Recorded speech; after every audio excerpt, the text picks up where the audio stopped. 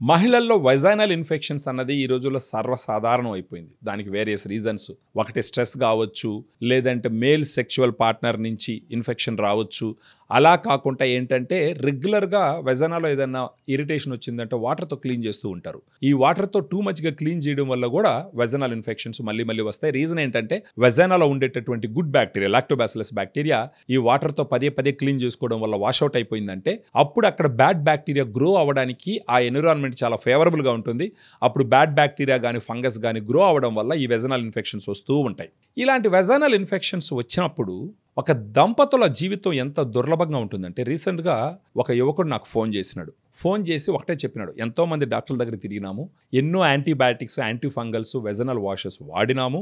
ఆ వాడిన సమయంలో ఆ ఇన్ఫెక్షన్ కొంచెం కంట్రోల్గా ఉంటుంది, మళ్ళా ఇన్ఫెక్షన్ వచ్చేస్తూ ఉంది. ఈ ఇన్ఫెక్షన్ వల్ల మా భార్య మేము సంసార జీవితం చేయాలంటే కూడా ఇంట్రెస్ట్ లేకుండా ఉండడము, ఒకవేళ ఏదన్నా సంసార జీవితంలో భార్యాభర్త కలిస్తే ఆ నొప్పి భరించలేకుండా ఉండడము జరుగుతూ ఉంది.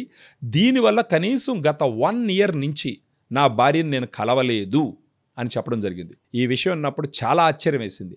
అంటే వెజైనల్ ఇన్ఫెక్షన్స్ వల్ల ఒక భార్యాభర్త 1 year పాటు వాళ్ళు కలవలేదు అని అంటే వాళ్ళ మధ్య ఉన్నటువంటి ప్రేమానురాగాలు ఏమవుతాయి? వాళ్ళ అమూల్యమైనటువంటి ఏజ్ 1 year వేస్ట్ అయ్యిందంటే అది ఎంత బాధాకరమైన విషయం. ఫర్దర్గా ఇదే సిచ్యువేషన్ కంటిన్యూ అయిందనుకోండి, ఒక 2-3 సంవత్సరాల పాటు భార్యాభర్తలకి ఒకరి మీద ఒకరికి అభిమానాలు తగ్గే అవకాశాలు ఉన్నాయి. అంటే దాంపత్య జీవితం అన్నది భార్యాభర్తల మధ్య అభిమానాన్ని, ప్రేమని పెంచడానికి ఎంతో ముఖ్యమైనటువంటి ఒక అంశం.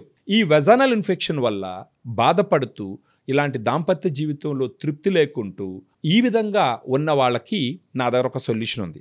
అది ఏంటంటే ఫెమిడిలైట్. ఈ ఫెమిడిలైట్ ఏంటంటే మామూలుగా ఇప్పుడు antibiotics, anti fungals, vaginal washes వాడతారు, అప్పటికప్పుడు తగ్గుతుంది.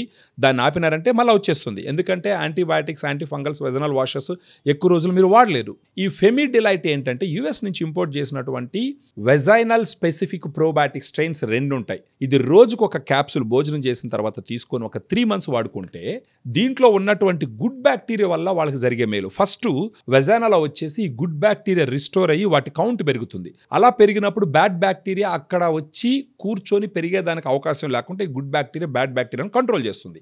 సో న్యాచురల్గానే వెజైనాలో ఉండేటటువంటి బ్యాడ్ బ్యాక్టీరియాను కంట్రోల్ చేస్తూ అక్కడ ఉన్నట్టు ఎన్విరాన్మెంట్ని క్లీన్గా, నీట్గా పెట్టడం వల్ల వైట్ డిశ్చార్జ్ ఉండదు, ఇరిటేషన్ ఉండదు, యూరిన్కి వెళ్ళినప్పుడు మంట ఉండదు.